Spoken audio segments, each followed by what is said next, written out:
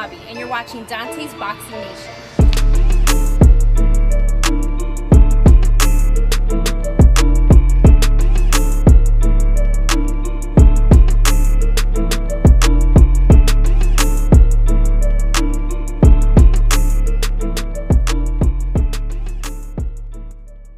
Dante's Boxing Nation, what's going on, guys? That was a very impressive performance by Teofimo Lopez. Teo, he knocked out Diego Magdaleno. Now, to me, these are some of the best fights to watch in the sport. When you watch a fighter make that transition from just being somewhat of a prospect to being the real deal. Because this was a serious test.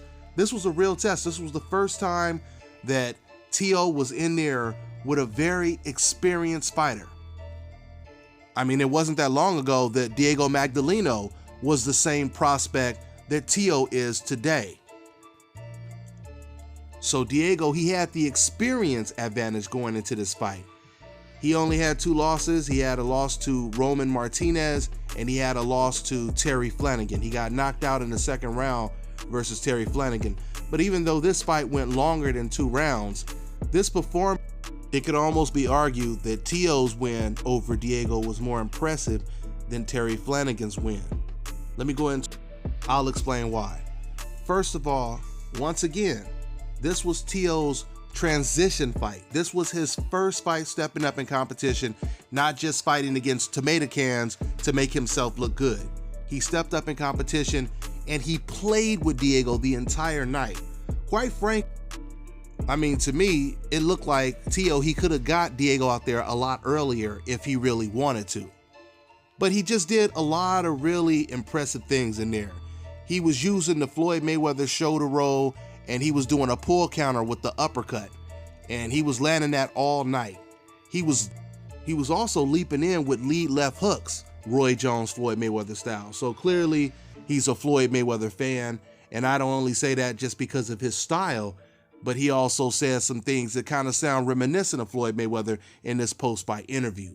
He said, look, because after Teo had knocked out Diego, he kind of taunted Diego and Diego's team a little bit. He stood over him and did a little bit of a home run swing, and that kind of riled up Team Magdaleno when he did that. So when he was interviewed, he was asked, why he did that, and his response was, love me or hate me, people are going to watch me fight. He talked about how he was entertaining, and people are going to watch him no matter if they love him or hate him.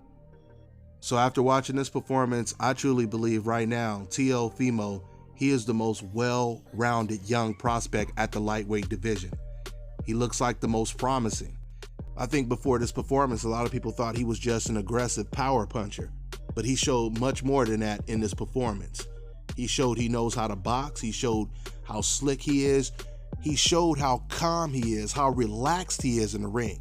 Being relaxed, calm, and composed when you're fighting, that's one of the best attributes in the sport of boxing. That's the reason why Floyd Mayweather was so successful, because it takes a lot of confidence to be relaxed standing right in front of someone who's 15, 20 pounds bigger than you, they're stronger than you, and yet you're standing right in front of them, slipping punches and catching them with shots.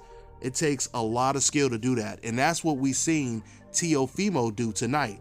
But he did it with some serious power. Because unlike Floyd Mayweather, Teo, he hasn't moved up 5 weight classes yet, so he's fighting at his natural weight class, and he has tremendous power. I mean, every punch he threw, you can just hear the thud sound to it.